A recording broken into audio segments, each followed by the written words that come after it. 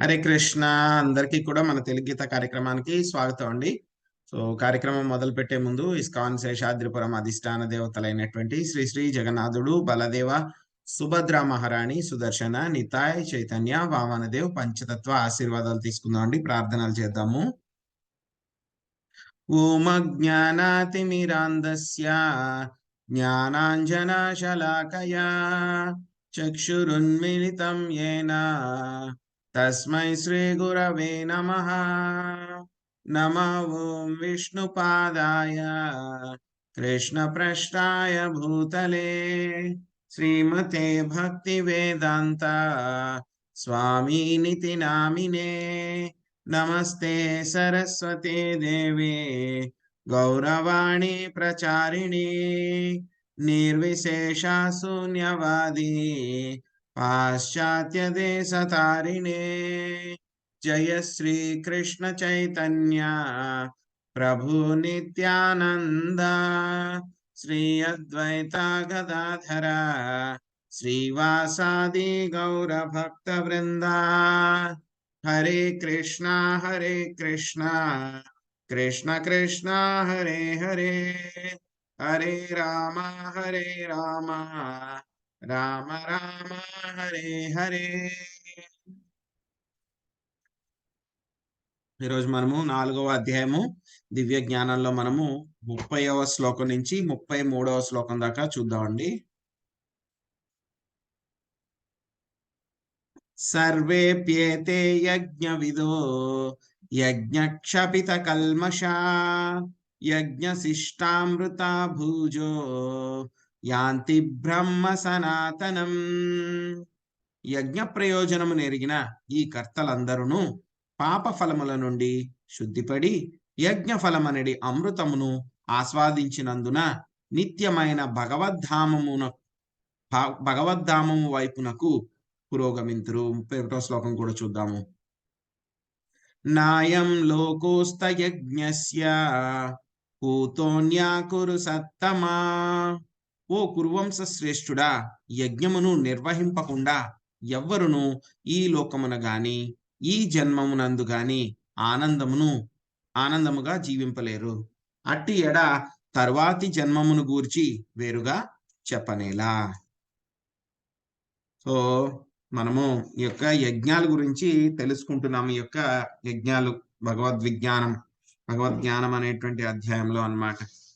నిన్న మనం చూసాం రకరకాలైనటువంటి యజ్ఞాలు, ద్రవ్య యజ్ఞము, తపో యజ్ఞము, అదే విధంగా జ్ఞాన యజ్ఞము, వీటిలన్నిటి గురించి కూడా మనం చూసాం, రకరకాలైనటువంటి యజ్ఞాల గురించి అన్నమాట. తర్వాత మనము యోగా గురించి కూడా తెలుసుకున్నాము. ఏ విధంగా యోగా చేయడం అనేటువంటిది చాలా కష్టము, గాలిని బంధించడము, గాలి ఉచ్ఛ్వాస నిశ్వాసాలను మనము రెండింటినీ కూడా కలపడము, గాలి పీల్చుకోకుండా ఉండడం, వీటన్నిటి గురించి కూడా మనం చర్చించుకున్నాం. స్వామి ఇంకా యజ్ఞాల గురించి చెప్తున్నారనమాట ఇంకా పూర్తిగా. ఎందుకంటే ఈ యొక్క అధ్యాయంలో స్వామి దివ్యమైనటువంటి జ్ఞానాన్ని అంతా కూడా ఇస్తున్నారనమాట. బేసికల్ గా ఏమిటంటే కనుక ఇక్కడ మనకి స్వామి ఇంకా మనం వచ్చే శ్లోకాల్లో చూస్తాం అన్నమాట. వేదాల్లో ఏ విధమైనటువంటి యొక్క సాక్రిఫైసెస్ ఏవైతే చెప్పారో వాటన్నిటిని గురించి కూడా చక్కగా స్వామి మనకి వివరిస్తున్నారు, వాటి యొక్క అర్థం ఏమిటి అని చెప్పేసి. ఎందుకంటే వేదాలు చాలా వ్యాస్ట్ గా ఉంటాయన్నమాట. ఏదో ఒక దాన్ని పట్టుకుంటే కనుక అక్కడే ఉండిపోతాం మనం, బయటికి రావడం అనేటువంటి చాలా కష్టం. అందుకని స్వామి ఏం చేస్తున్నారు, అర్జునుడికి చెప్తున్నారు, అర్జునుడి ద్వారా మన అందరికీ కూడా చెప్తున్నారు అనమాట. వేదాల్లో చెప్పబడినటువంటి యొక్క యజ్ఞాలు ఏవైతే ఉన్నాయో వాటి యొక్క పర్పస్ ఏమిటి అని చెప్పి వాటి ఫస్ట్ ముందుగా మనకి రకరకాలు ఏమిటి అని చెప్పేశారు, మనకి ముందు శ్లోకాల్లో చూసాం. ఇప్పుడు ఈ యొక్క 30 నుంచి 33వ శ్లోకంలో వాటి యొక్క పర్పస్ ఏమిటి, ఏ విధంగా చేయాలనేటువంటి విషయాలు మనకి చెప్తారనమాట. 30వ శ్లోకంలో మనకి చెప్తున్నారనమాట అసలు ఈ యజ్ఞాలు ఎందుకు చేస్తారు, ఎందుకు చెయ్యాలి. నిన్న కూడా మనం చర్చించుకున్నాం. ఎందుకు ఈ యజ్ఞాలు చేస్తారు అంటే కనుక ఇంద్రియాల మీద వాళ్ళు కంట్రోల్ తెచ్చుకోవడానికి అనమాట, నియంత్రణ తెచ్చుకోవడానికి అనమాట. అది మెయిన్ యజ్ఞాల యొక్క సాక్రిఫైసెస్ యొక్క యజ్ఞాల యొక్క ఉద్దేశ్యం ఏంటంటే కనుక ఏ రకమైనటువంటి యజ్ఞం చేసినా సరే ఇంద్రియాల మీద నియంత్రణ తెచ్చుకోవడం. ఎందుకండి ఇంద్రియాల మీద నియంత్రణ తెచ్చుకోవడం అంత ముఖ్యము, అంత ముఖ్యం ఏముంది అందులో నియంత్రణ తెచ్చుకోవడం అందరికి అంతంత కష్టపడాలా, యజ్ఞాలు చేయాలా, యోగాలు ఇవన్నీ చేయాలా అంటే కనుక దాని వెనకాల ఉన్నటువంటి కారణం అన్నమాట దానికి. ఎందుకు మనము ఇంద్రియాలని నియంత్రించుకోవాలి అంటే కనుక, మన యొక్క ఇంద్రియ భోగము ఏదైతే ఉందో, మనము ఇంద్రియ భోగం ప్రతి జీవి కూడా పుట్టిన దగ్గర నుంచి చనిపోయేదాకా ప్రతి జీవి కూడా దేని వెనకాల పాకులాడుతున్నాడు అంటే కనుక, ఈ యొక్క ఇంద్రియ భోగం వెనకాల పాకులాడుతున్నాడు ప్రతి ఒక్కళ్ళు కూడా అన్నమాట. యొక్క ఇంద్రియ భోగం అనేటువంటిది మన యొక్క భౌతిక అస్తిత్వానికి మూల కారణం అన్నమాట. ఎందుకు మనం ఈ భౌతిక ప్రపంచంలో ఉన్నాము, ఇక్కడే ఉండిపోతున్నాము, బయటకి ఎందుకు వెళ్ళలేకపోతున్నాము అంటే గనక, దానికి కారణం ఈ యొక్క ఇంద్రియ భోగము, సెన్స్ గ్రాటిఫికేషన్ అన్నమాట. సో ఈ యొక్క ఇంద్రియ భోగం నుంచి బయటపడాలి అంటే గనక ఎందుకు ఏం చేస్తూ ఉంటాయి? ఈ యొక్క ఇంద్రియాలు ఎప్పుడు కూడా ఇంద్రియార్థాల వైపు పరుగులు పెడుతూ ఉంటాయన్నమాట. ఇంద్రియాలు. సో అలా పరుగులు పెడుతూ ఉంటే గనక మనము అటు ఇటు వెళ్తూ ఉంటాం గానీ, యొక్క భౌతిక ప్రపంచం నుంచి బయటపడడం అనేటువంటిది చాలా చాలా కష్టం అన్నమాట. సో అందుకనే ఈ యొక్క ఏ రకమైనటువంటి తపస్సులు చేసినా వాళ్ళందరూ కూడా ఇంద్రియాల మీద నియంత్రణ తెచ్చుకోవాలని ప్రయత్నిస్తారు. ఎందుకు నియంత్రణ తెచ్చుకోవాలి ఇంద్రియాల మీద అంటే గనక, ఎందుకంటే అవి ఇంద్రియ భోగాల వెనకాల పరిగెడుతూ ఉంటాయి. ఇంద్రియార్థాల వెనక. అది ఇంద్రియాల వెనకాల పరిగెడుతూ ఉన్నంత సేపు కూడా మనం ఈ భౌతిక ప్రపంచంలో ఇక్కడే ఉండిపోతాం కాబట్టి, వేదాలు ముందుగా చెప్తున్నాయన్నమాట. ఇంద్రియాల మీద నియంత్రణ తెచ్చుకో అని చెప్తున్నాయి. ఎందుకు తెచ్చుకోమంటున్నాయంటే దీనికి కారణం. సో ఏ విధంగా తెచ్చుకోవాలి అని అంటే గనక వేదాల్లో రకరకాలైనటువంటి యజ్ఞాలు చెప్పారన్నమాట. సో ఎవరైతే కనుక ఈ విధంగా రకరకాల యజ్ఞాలు చేస్తూ ఉంటే కనుక వాళ్ళేమవుతుంది, అంతకు ముందు చేసినటువంటి పాప కర్మల కల్మషాలు ఏవైతే ఉన్నాయో అవన్నీ కూడా వాళ్ళకి వెళ్ళిపోతూ ఉంటాయన్నమాట. నాశనం అయిపోతూ ఉంటాయి. ఈ విధమైనటువంటి యజ్ఞాలు చేస్తూ ఉంటే గనక. సో ఆ విధంగా వాళ్ళు నాశనం చేస్తూ ఉంటే గనక మెల్లగా ఏమవుతారు వాళ్ళు, వాళ్ళ యొక్క స్థాయి పెంచుకుంటూ, పాపాలు తగ్గించుకుంటూ వాళ్ళేమవుతారు, మెల్లమెల్లగా వాళ్ళు యొక్క ఆధ్యాత్మికత వైపు అంటే గనక నిత్యమైనటువంటి భగవద్ధామం వైపు వాళ్ళ యొక్క ప్రయాణాన్ని మొదలుపెడతారు. చాలా చిన్నగా అన్నమాట. వాళ్ళ యొక్క ప్రయాణాన్ని మొదలుపెడతారన్నమాట. కానీ ఇవేమీ చెప్పకుండా చాలా మంది బోగస్ గురువులుంటారు. యోగా స్టూడియోలు అవి పెట్టుకుని. వాళ్ళేం చెప్తారు, డైరెక్ట్‌గా మనకి యోగాలో కూడా చూసాం. మనం 6వ అధ్యాయంలో కూడా చూస్తాం. యోగాలో రకరకాలైన స్థాయిలేమిటి అని జెప్పేసి. ముందు ఉన్నటువంటి 2 స్థాయిలేంటి? యమ, నియమ అన్నమాట. అంటే చేయవలసినవి, చేయకూడనటువంటివి నియమాలు అన్నమాట. సో, అది చేసిన తర్వాత మళ్ళీ ఆసనాలు ఇవన్నీ గూడా వస్తాయన్నమాట. వీళ్ళేం జేస్తారు, యమ, నియమ గురించి మాట్లాడరు వీళ్ళు. ఎందుకంటే యమ, నియమ గురించి మాట్లాడితే గనక ఏమవుతుంది, వాళ్ళకొచ్చేటువంటి కస్టమర్స్ తగ్గిపోతారు. బిజినెస్ తగ్గిపోతుంది. అందుకని వాళ్ళేం చేస్తారు, యమ, నియమ మాట్లాడరు. ఇంకా ఎవరైనా యమ, నియమ గురించి వాళ్ళని అడిగితే గనక అక్కర్లేదు. మీరు ఇష్టమొచ్చినట్లు చేయొచ్చు. ఏదైనా చేయొచ్చు. కానీ ఏవండి ఇక్కడికొచ్చేసి మీరు కూర్చొని ఏం చేయాలి, గాలి వదిలిపెడుతూ గాలి పీల్చి గాలి వదిలిపెడుతూ ఉండండి మేము చెప్పినట్లు. సరిపోతుంది మీకు అని చెప్తారు. సో వీళ్ళందరూ ఏం చేస్తున్నారు, ఆ! వీళ్ళందరూ ఏం చేస్తున్నారు, అమాయక ప్రజల్ని వాళ్ళు మోసం చేస్తూ ఉన్నారన్నమాట. సో నిజమైనటువంటి యొక్క యజ్ఞము, తపోయజ్ఞమైనా ఏదైనా సరే దాని యొక్క ఉద్దేశ్యం ఏంటి? ఇంద్రియాల పట్ల నియంత్రణ తెచ్చుకోవడము. ఇంద్రియాలకి నియంత్రణ వస్తే గనక మన యొక్క భౌతిక అస్తిత్వం నుంచి మనం బయటపడగలం కాబట్టి అన్నారు. సో ఈ విధంగా చేయమని చెప్పేసి స్వామి ఈ శ్లోకంలో చెప్తున్నారు. తర్వాత ఇంకేం చెప్తున్నారు స్వామి? సో కొంతమంది అడుగుతారు, అసలు నేను ఎందుకు చెయ్యాలి? ఈ యొక్క త్యాగాలు, సాక్రిఫైస్‌లంతా కూడా నేను ఎందుకు చేయాలి? నేను చేయాల్సిన అవసరం ఏమిటి? నేను ఇప్పుడు బానే ఉన్నాను నేను. ఏదో నాకు డబ్బులొస్తున్నాయి. వచ్చిన విధంగా నేనేదో తెచ్చుకొని తింటున్నాను. నాకెంతైతే నా కర్మ ప్రకారం వస్తున్నాయో వాటిని నేను తింటాను. వాటిని నేను ఎంజాయ్ చేస్తాను. నేను పాపమైతే చెయ్యను. నా పని నేను జూసుకుంటాను. సో, నేనెందుకు ఇవి సాక్రిఫైస్‌లు చెయ్యాలి? అవసరమేముంది? నాకన్నీ వస్తున్నాయి. అన్నీ దొరుకుతున్నాయి. నేను పాపం చేయను. ఓకే. పాపం చేస్తే గనక ఇంకా మళ్ళీ కింద పడిపోతాం అంటున్నారు గదా! నేను పాపం చేయను. నేను మంచిగా ఉంటాను. మంచిగా ఉంటాను. ఎవరికీ అన్యాయం చేయను. అందరికీ మంచిగా ఉంటాను. సో, నేను ఈ యజ్ఞాలు, పూజలు ఇవన్నీ కూడా తపస్సులు చేయాల్సిన అవసరం ఏముంది నాకు? అని అడుగుతారనమాట. కొంతమంది అలాంటి ప్రశ్న వేస్తారు. వాళ్ళందరి కోసం కూడా స్వామి యొక్క 31వ శ్లోకంలో చెప్తున్నారనమాట. ఈ యొక్క యజ్ఞము చెయ్యకుండా ఎవరు కూడా ప్రస్తుతం ఉన్నటువంటి జన్మలో గాని, ప్రస్తుతం ఉన్నటువంటి ఈ యొక్క భూమండలం మీద గాని, లేకపోతే కనుక తరువాత రాబోయేటువంటి జన్మలో గాని ఎవ్వరూ కూడా ఆనందముగా జీవించలేరు అని చెప్తున్నారన్నమాట. చాలా కేటగిరికల్‌గా చెప్పేస్తున్నారు స్వామి. ఎవరు కూడా యజ్ఞాలు చెయ్యకుండా ఎవరు కూడా సంతోషంగా ఉండలేరు. సో, మూడో అధ్యాయంలో కూడా స్వామి చెప్పారు. యజ్ఞో వై విష్ణుః యజ్ఞాలు చేయమని చెప్పారాయన. నాలుగవ అధ్యాయంలో కూడా అదే టాపిక్ కంటిన్యూ చేస్తున్నారనమాట. యజ్ఞాలు తప్పకుండా చేయాలి. యజ్ఞం చెయ్యకుండా ఎవరు కూడా ఆనందంగా ఉండలేరు. ఎందుకు ఈ విధంగా చెప్పారు అంటే గనక, ఒకటి మనకి ఒక సైకిల్ ఉందన్నమాట. ఈ యొక్క ఫస్ట్ సైకిల్ గురించి అర్థం చేసుకుందాము. ఆ సైకిల్ నుంచి ఎలా బయటపడాలి అనేటువంటిది మనకి 32, 33 శ్లోకాల్లో స్వామి చెప్పారు. అది కూడా మనం తెలుసుకోవడానికి ప్రయత్నిద్దాం. సో, ఏమిటి సైకిల్?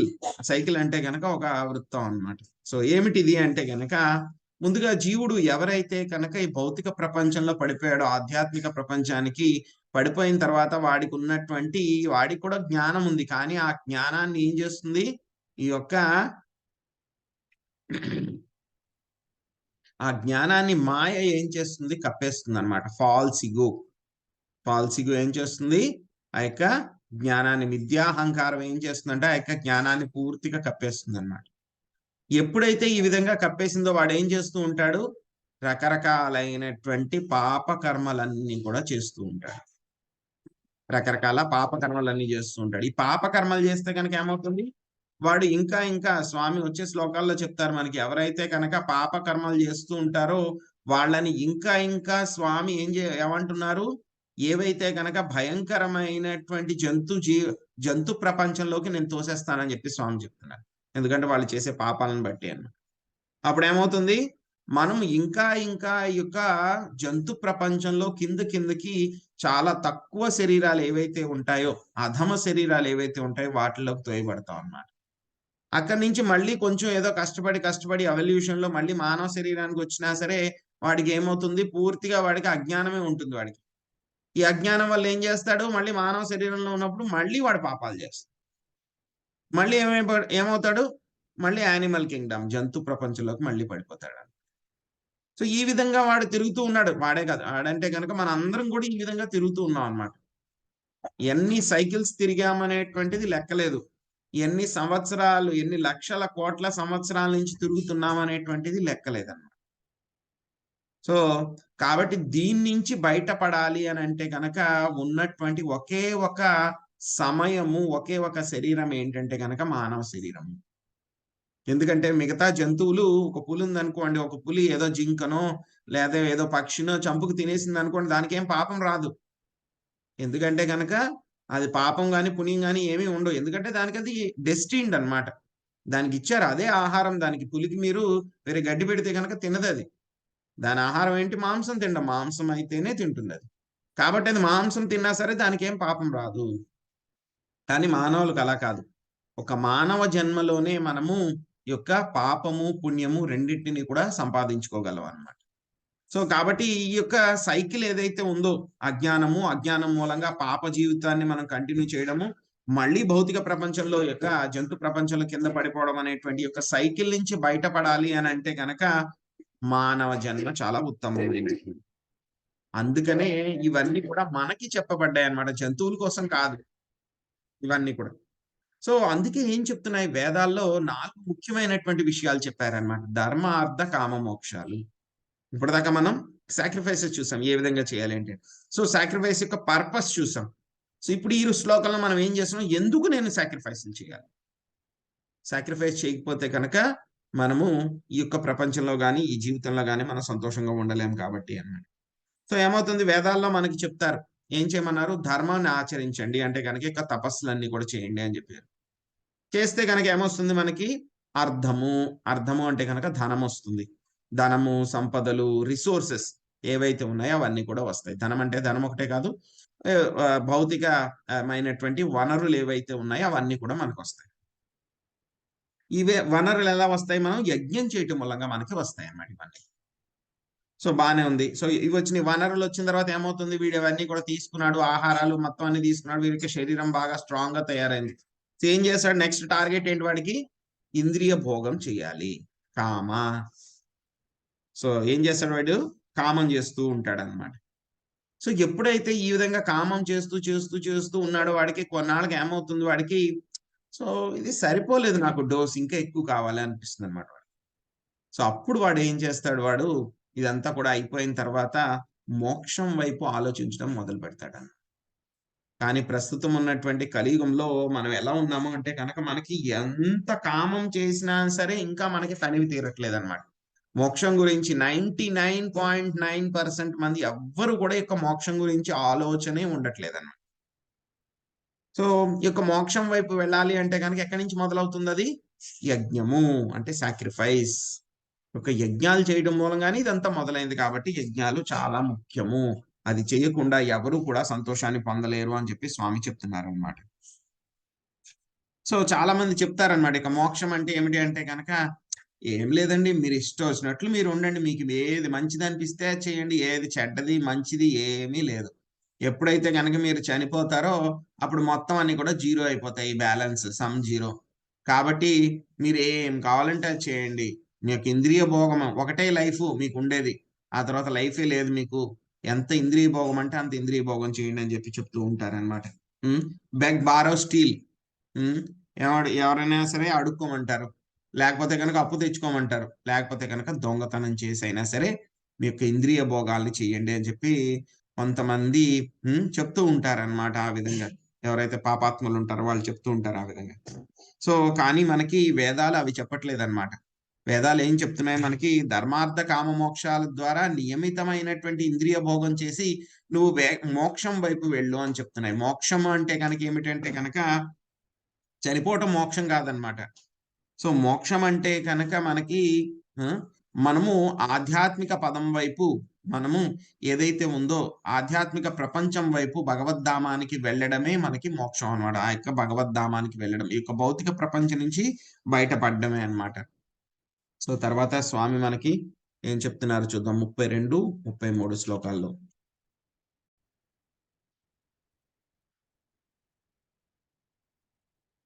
32 శ్లోకం. ఏవం బహువిధా యజ్ఞా వితతా బ్రాహ్మణో ముఖే కర్మజాన్ విద్ధి తాన్ సర్వాన్ ఏవం జ్ఞాత్వా విమోక్ష్యసే. ఈ వివిధ యజ్ఞములన్నీయును వేదములచే ఆమోదింపబడినవి మరియు అవన్నీయును వివిధ కర్మల నుండి ఉద్భవించినవి. వానిని యథార్థ రూపములో ఎరుగుట ద్వారా నీవు ముక్తిని పొందగలవు. 33వ శ్లోకం చూద్దాం. శ్రేయాన్ ద్రవ్యమయాద్యజ్ఞాత్ జ్ఞానయజ్ఞః పరంతపః సర్వం కర్మాఖిలం పార్థ జ్ఞానే పరిసమాప్యతే. ఓ పరంతప, జ్ఞానయజ్ఞము ద్రవ్యమయ యజ్ఞము కన్నను మహత్తరమైనది. ఓ పార్థ, కర్మయజ్ఞములన్నీయును చివరికి దివ్య జ్ఞానమందే పరిసమాప్తి నొందును. ఒక నిమిషం అండి.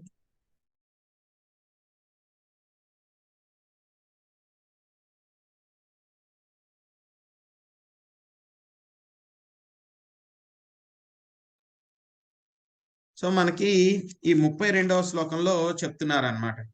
రకరకాలైనటువంటి ఈ యొక్క యజ్ఞాలన్నీ కూడా చెప్పారు మనకి. ద్రవ్య యజ్ఞము, తపో యజ్ఞము, అందులో కూడా రకరకాల కేటగిరీస్ ఇవన్నీ కూడా చెప్పారు. సో నిన్ను కూడా ఒక ప్రశ్న వచ్చిందనమాట.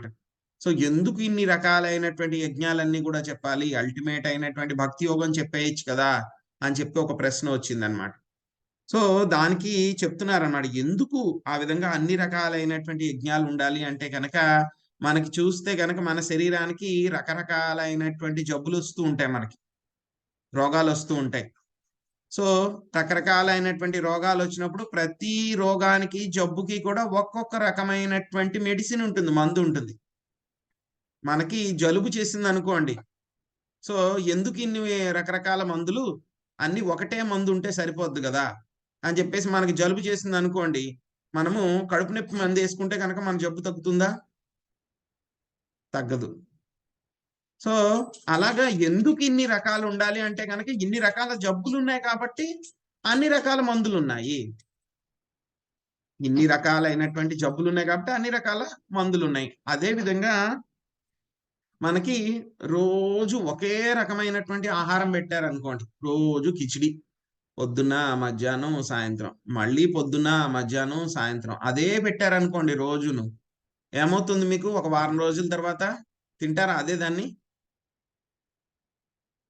లేదు తినలే గురూజీ. తినలేరు. గొడవ పెట్టేస్తారు. వేరేది ఏమన్నా చేయండి అని చెప్పి. పిల్లలే ఇంట్లో గొడవ పెట్టేస్తారు. మాతాజీస్ బాగా తెలుస్తుంది. ఒకే రకమైన చేస్తే. అలాగే మనకు కూడా ఏంటంటే కనుక చాలా రకరకాలైనటువంటి ఎందుకు ఇన్ని రకాల వంటలు వచ్చినాయి అంటే గనక రకరకాల టేస్ట్‌లని బట్టి. కొంతమందికి తీపి ఎక్కువ అంటే ఇష్టం ఉంటుంది. కొంతమందికి కారం అంటే ఇష్టం ఉంటుంది. కొంతమందికి కమ్మదనం అంటే ఇష్టం ఉంటుంది. కొంతమందికి పులుపు అంటే ఇష్టం ఉంటుంది. అంటే వాళ్ళ యొక్క టేస్ట్‌లని బట్టి అన్నమాట. అందుకే ఇన్ని రకాల వంటలున్నాయి. రకరకాలైనటువంటి వంటలన్నీ కూడా ఉన్నాయి.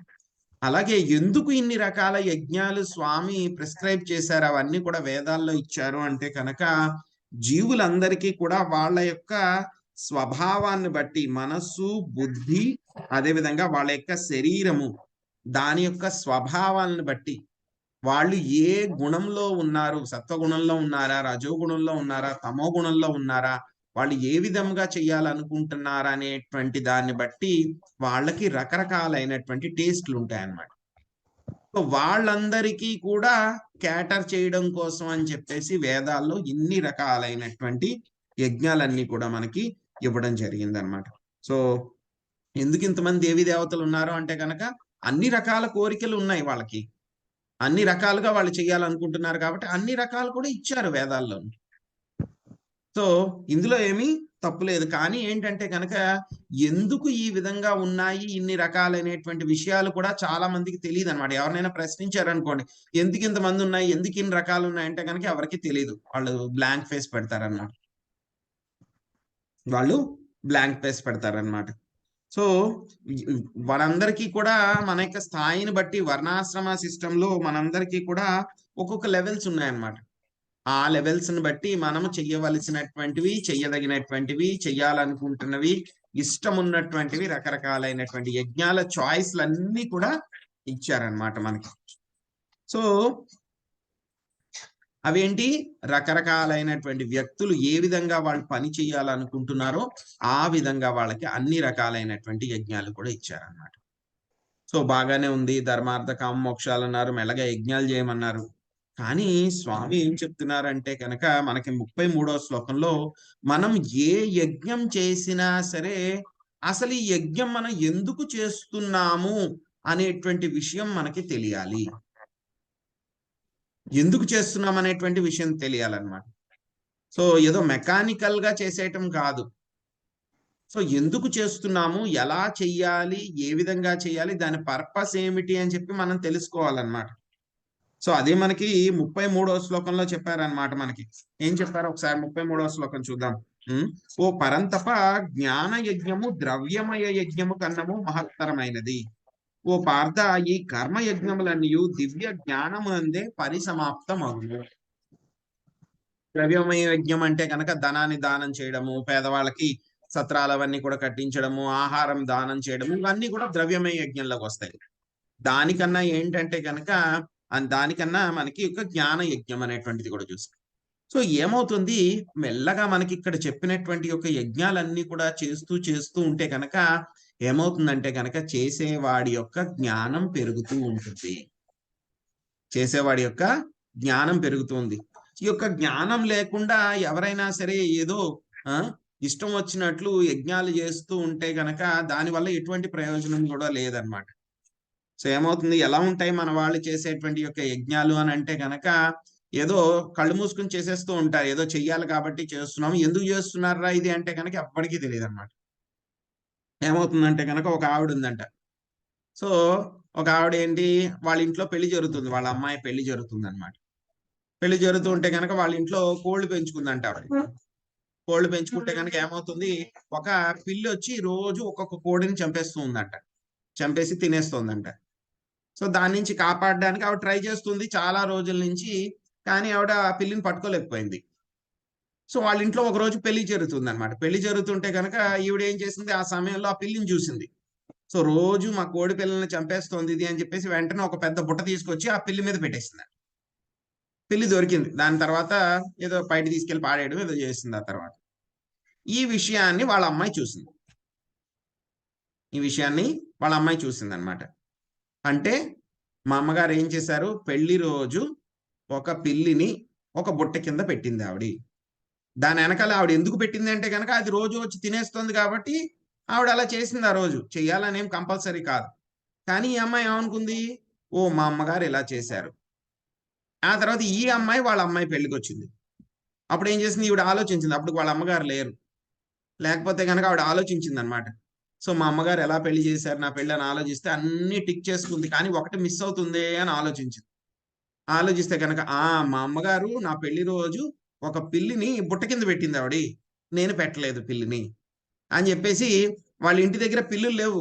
ఎందుకంటే ఆవిడ సిటీకి వెళ్ళిపోయింది, హైదరాబాద్కి. అక్కడ పిల్లులు లేవు. లేకపోయినా సరే ఒక పిల్లిని కొని తీసుకొచ్చి బుట్ట కింద పెట్టించింది ఆవిడ ఆ పెళ్లి చేయడానికి ముందు. ఈ విషయాన్ని ఆ పెద్దావిడ ఉంది కదా, ఆవిడ మనవరాలన్నమాట. ఆవిడ కూడా చూసింది. ఆవిడ కూడా చూసిందనమాట. సో ఆవిడ ఏం చేసింది, తర్వాత వాళ్ళ అమ్మాయి పెళ్లికొచ్చినప్పుడు ఇదే పిల్లిని చూసింది మళ్ళీ. ఏం చేయాలి ఏం చేయాలి అని ఆలోచిస్తే నా పెళ్లికి మా అమ్మగారు పిల్లిని కొనుక్కొచ్చి ఆ బుట్ట కింద పెట్టారు కాబట్టి నేను కూడా ఏం చేస్తాను అని అంటే కనుక, పిల్లి దొరకలేదంట ఆవిడికి. పిల్లిని కొందాం అంటే కనుక ఎక్కడా దొరకలేదంట. దొరకకపోతే ఒక పిల్లి బొమ్మ తీసుకొచ్చి ఓ బుట్ట కింద పెట్టి ఆవిడ ఏం చేసింది, పెళ్లి చేసేసిందంట. సో ఇలా ఉంటాయన్నమాట మనం చేసే ఆచారాలన్నీ కూడా. ఎందుకు చేస్తున్నారా, దేనికోసం చేస్తున్నారా అంటే కనుక ఎవరికి తెలియదు అనమాట ప్రశ్నిస్తే కనుక. సో ఎవరో వచ్చి అడిగారంట ఆవిడని, ఎందుకమ్మా ఈ పిల్లిని బుట్ట కింద పెట్టావంటే, పిల్లి బొమ్మను బుట్ట కింద పెట్టావంటే కనుక, ఏమో నాకు తెలియదండి, మా అమ్మగారు పెట్టారు, పిల్లిని తీసుకొచ్చి పెట్టారు, నాకు పిల్లి దొరకలేదు, అందుకని పిల్లి బొమ్మను తీసుకొచ్చి నేను బుట్ట కింద పెట్టానని చెప్పింది. సో ఆ పెద్ద ఆయన చూసిన ఆయన నవ్వాడంట చూసి, అసలు చేయాల్సిన అవసరమే లేదు ఇవన్నీ, ఎవరు చెప్పారు మీకు అని చెప్పేసి. సో అలాగ మనం చేసేటువంటి పనులు ఇవన్నీ కూడా జ్ఞానం ఉండట్లేదు మనకి. ఎందుకు చెయ్యాలి, ఎందుకు చేస్తున్నాము, ఏమి చెయ్యకూడదు అనేటువంటి జ్ఞానం ఎవ్వరికి కూడా ఉండలేదన్నమాట మనకి. ఏదో కళ్ళు మూసుకుని గుడ్డెద్దు చేలో పడినట్టు చేసేస్తూ ఉన్నాం అంతే. ఎందుకు చెయ్యాలి ఏంట్రా అంటే కనుక ఏమో తెలీదు. చేసేస్తున్నాం. కొంతమంది ఏం చేస్తూ ఉంటారు, దానం చేయమన్నారు, ఎవరో ఒకళ్ళకి తిండి పెట్టమన్నారు, భోజనాలు పెట్టమన్నారు కదా అని చెప్పి వాళ్ళు ఏం చేస్తున్నారు, కొంతమంది మిషనరీస్ అన్నమాట, వాళ్ళు ఏం చేస్తారు, తీసుకెళ్లి వాళ్ళకి చికెన్ సూప్ పెడతారన్నమాట. కొంతమందికి చికెన్ సూప్ పెడతారు. వాళ్ళు చెప్పే రీజన్ ఏంటి, వీడు చాలా వీక్ గా ఉన్నాడు, చాలా రోజుల నుంచి భోంచేయలేదు, కాబట్టి వీడికి చికెన్ సూప్ పెడితే కనుక చాలా పోషకాహారాలు అందుతాయి, అందడం మూలంగా వాడు చాలా వెంటనే వాడు పికప్ అవుతాడు, వాడు ఆరోగ్యం బాగుపడుతుందని చెప్పి వాళ్ళు రీజన్ చెప్తారు. మామూలుగా బయట ఉన్నటువంటి వాళ్ళందరికీ కూడా ఓకే బానే ఉంది కదా, బానే చేస్తున్నారు, చాలా కాస్ట్లీ చికెన్ సూప్ అంటే కనుక మంచి ఆహారం, ఇది వెంటనే వాడు పుంజుకుంటాడు శక్తి అని అనుకుంటారు. కానీ ఏమాత్రం కొంచెం జ్ఞానం ఉన్నటువంటి వ్యక్తి అయినా సరే వాడు ఆలోచిస్తాడనమాట, ఏం పెడుతున్నారు వాళ్ళకి ఆహారం. ఓకే, వాళ్ళకి ఆహారం పెట్టడం అనేటువంటిది మంచిదే, వాళ్ళకి ఆహారం పెట్టడం అనేటువంటిది మంచిదే, కానీ ఏం పెడుతున్నారు వాళ్ళకి, చికెన్ సూప్ పెడుతున్నారు. సో ఏమవుతుంది, చికెన్ సూప్ అంటే అది తయారు చేసిన వాడికి, పెట్టిన వాడికి, తిన్నవాడికి, వీళ్ళందరికీ కూడా పాపకర్మలు వస్తాయి. వీళ్ళందరికీ కూడా పాపకర్మలు వస్తాయి.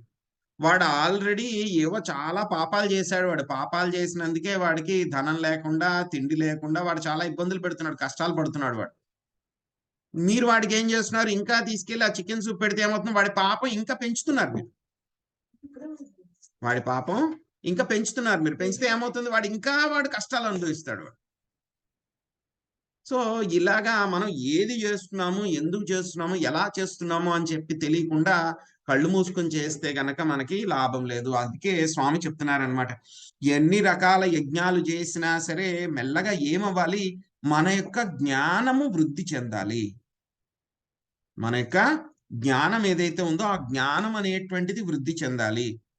సో వేదాల యొక్క ఉద్దేశ్యం కూడా అదే అనమాట. మెల్లగా యొక్క యజ్ఞాలు చేస్తున్నావు, ద్రవ్య యజ్ఞం చేస్తున్నావు, తపో యజ్ఞం చేస్తున్నావు, మెల్లమెల్లగా ఏమవుతుంది, చేసేవాడికి వాడి యొక్క జ్ఞానం వృద్ధి చెందాలి, ఇంకా జ్ఞానం వృద్ధి చెందాలి.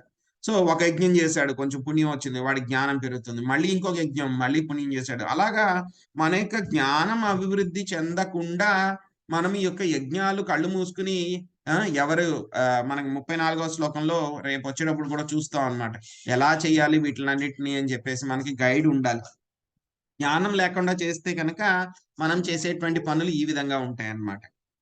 సో మనం చాలా దానాలు చేస్తుంటాం, దానాలు చేసేటప్పుడు కూడా మనకి చాలా జాగ్రత్తగా ఉండాలి. ఎందుకంటే కనుక మనకి దానాలు సరైన వ్యక్తికి, సరైన సమయంలో, సరైనటువంటి ప్రదేశంలో దానం ఇవ్వాలి అని చెప్పి మనకి శాస్త్రాలు చెప్తున్నాయి అన్నమాట. అవన్నీ పట్టించుకోకుండా ఎవరో అడిగారు, ఏదో చేశారు అని చెప్పేసి ఎవరో ఒక వ్యక్తి వస్తాడు మన దగ్గరికి.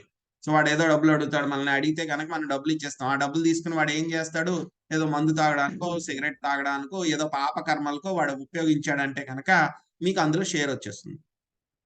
ఎందుకంటే కనుక మీరు చేయలేదు, కానీ వాడికి ఇచ్చారు అంటే వాడిని ఏంటి చేయడానికి మీరు ఫెసిలిటేట్ చేశారు, కాబట్టి మీకు షేర్ గ్యారంటీ అందులో. సో కాబట్టి ఈ పనులు చేసేటప్పుడు ఈ యొక్క యజ్ఞాలు బాగానే ఉంటాయి, మంచివే, పద్ధతులన్నీ మంచివే, చెయ్యాలి కూడా ప్రతి ఒక్కళ్ళు కూడా స్వామి చెప్పినట్లు. కానీ ఏ విధంగా చేయాలి అనేటువంటి జ్ఞానం ఉండాలి. యజ్ఞాలు చేస్తూ ఉండడం మూలంగా మనకి జ్ఞానం అనేటువంటిది అభివృద్ధి చెందాలి. సో ఎప్పుడైతే కనుక, అందుకే స్వామి ఏం చెప్తున్నారు, అన్ని యజ్ఞాల కన్నా కూడా ఈ యొక్క జ్ఞాన యజ్ఞం అనేటువంటిది ఈ యొక్క జ్ఞాన యజ్ఞము ద్రవ్యమయ యజ్ఞము కంటే కూడా మహత్తరమైనది. ఈ యొక్క యజ్ఞాలన్నీ చేయటం మూలంగా అల్టిమేట్ గా మనకి రావాల్సింది ఏమిటి అంటే కనుక మనకి దివ్య జ్ఞానము రావాలి. ఆ యొక్క దివ్య జ్ఞానం అంటే ఏమిటి అని చెప్పి స్వామి మనకి ఇంకా ఎలాబరేట్ చేస్తారనమాట. 9వ అధ్యాయంలో కూడా ఎలాబరేట్ చేస్తారు. సో ఈ యొక్క దివ్య జ్ఞానాన్ని తర్వాత మనకి 34వ శ్లోకంలో ఏ విధంగా పొందాలి అనేటువంటి విషయాన్ని కూడా మనకి చెప్తారనమాట. ఎందుకంటే ఎవరు పడితే కనుక వాళ్ళ దగ్గర నుంచి మనం ఈ జ్ఞానాన్ని తీసుకోకూడదు అనమాట. సో ఏంటంటే కనుక మనకి ఇక్కడ మనము ఎక్కడికో ఒక డెస్టినేషన్కి వెళ్ళాలి అంటే కనుక మనం ఉన్నటువంటి ప్రదేశాన్ని నుంచి తూర్పు వైపు వెళ్ళాలి మనం. కానీ మనం ఏం చేసాము, మన యొక్క ప్రయాణాన్ని పడమర వైపుకి మొదలుపెట్టాము. పడమర వైపుకి మొదలుపెట్టాం మనం. మనకి ఫోన్ లేదు, గూగుల్ మ్యాప్స్ లేదు, చెప్పేవాళ్ళు ఎవ్వరూ లేరు మనకి. సో మనం ఏం చేసాం, పడమర వైపు మనం మొదలుపెట్టాం. వెళ్ళిపోయాం 50 కిలోమీటర్లు వెళ్ళిపోయిన తర్వాత ఎవరో చెప్పారు మనకి, మేము పలానా ప్రదేశానికి వెళ్ళాలండి అంటే కనుక, లేదండి మీరు రాంగ్ డైరెక్షన్లో వచ్చారు, ఇలా కాదు వెళ్ళేది, మీరు రివర్స్లో వెళ్ళాలి అని చెప్తారు. సో ఎవరో మీకు చెప్పలేదు అనుకోండి, 500 కిలోమీటర్లు వెళ్ళిపోతారు, 10,000 కిలోమీటర్లు వెళ్ళిపోతారు. అక్కడికి వెళ్ళిన తర్వాత ఎవరో చెప్తారు మళ్ళీ అక్కడ, లేదు మీరు తప్పు డైరెక్షన్లో వచ్చారు, మీరు వెనక్కి వెళ్ళాలి అని చెప్తారు. అప్పుడు మనం ఏం చేయాలి, మళ్ళీ ఆ 10,000 కిలోమీటర్లు, 500 కిలోమీటర్లు, 50 కిలోమీటర్లు మళ్ళీ వెనక్కి ఇవన్నీ కూడా మనం కవర్ చేసుకుంటూ రావాలి. వచ్చిన తర్వాత మనం మొదలుపెట్టిన ప్రదేశానికి వస్తాం. మళ్ళీ మొదలుపెట్టిన ప్రదేశం నుంచి మళ్ళీ మన డైరెక్షన్లో మళ్ళీ ఒక 50 కిలోమీటర్లో 100 కిలోమీటర్లో ప్రయాణించి, అలాగా మనం జ్ఞానం లేకుండా కనుక ఈ యొక్క యజ్ఞాలు అవన్నీ కూడా చేసినా మనకి ఎటువంటి ప్రయోజనము కూడా ఉండదు. ఎందుకంటే మనం తప్పుగా చేస్తాం. తప్పుగా చేస్తే మనకి రావాల్సినటువంటి జ్ఞానం కన్నా ఇంకా ఏమవుతుంది, మనకి ఇంకా పాపాలు వస్తున్నాయి. ఇంకా అంటే కనుక ఏమిటి, మనము భగవద్ధామానికి వెళ్ళవలసినటువంటి వాళ్ళం. ఈ యొక్క పాపాలు చేయడం మూలంగా ఏమవుతుంది, మనము ఈ యొక్క భగవద్ధామం నుంచి దూరంగా వెళ్ళిపోతున్నాం. మనం మళ్ళీ ఏం చేయాలి, దూరంగా వెళ్ళిపోయింది ఏదైతే కనుక మనమున్న ప్రదేశం నుంచి దూరంగా రాంగ్ డైరెక్షన్ లో వెళ్ళిపోయిన దగ్గర నుంచి మళ్ళీ వెనక్కి రావాలి మనం. కాబట్టి ఇప్పటికైనా సరే మనము ఏం చేస్తున్నామని చెప్పి తెలుసుకుని, నేనున్నటువంటి స్థాయి ఈ రోజులో నేను ఎక్కడున్నాను, ఇంకా నేను పాపాలు చేస్తే కనుక భగవంతుడి దగ్గర నుంచి ఇంకా దూరానికి వెళ్ళిపోతానని చెప్పి విషయం తెలుసుకుని, ఈ రోజైనా సరే మనం యూటర్న్ తీసుకుని భగవంతుడి యొక్క ఆధ్యాత్మిక ధామానికి మనం వెళ్ళడానికి, ఆ యొక్క కృష్ణ ప్రేమని పొందడానికి అందరూ కూడా మనము ప్రయత్నించాలన్నమాట. సో ఇదండి మనం ఈరోజు నేర్చుకుంది. హరే కృష్ణ. ఎవరికైనా ప్రశ్నలు ఉన్నాయండి? హరే కృష్ణ ప్రభుజీ. హరే కృష్ణ. హరే కృష్ణ ప్రభుజీ, దండవత్ ప్రణామం. హరే కృష్ణ. దండవత్. చెప్పిన ఎగ్జాంపుల్ చాలా బాగుంది ప్రభుజీ. కొంతమంది ఇది మా ఆచారం అని కూడా బల్ల గుద్ది చెప్తారు మాతాజీ ప్రభుజీ, ఏం తెలియపోయినా కూడా. హరే కృష్ణ ప్రభుజీ. హరే కృష్ణ. హరే కృష్ణ. దండవత్. హరే కృష్ణ ప్రభుజీ. దండవత్ ప్రభుజీ. హరే కృష్ణ. హరే కృష్ణ.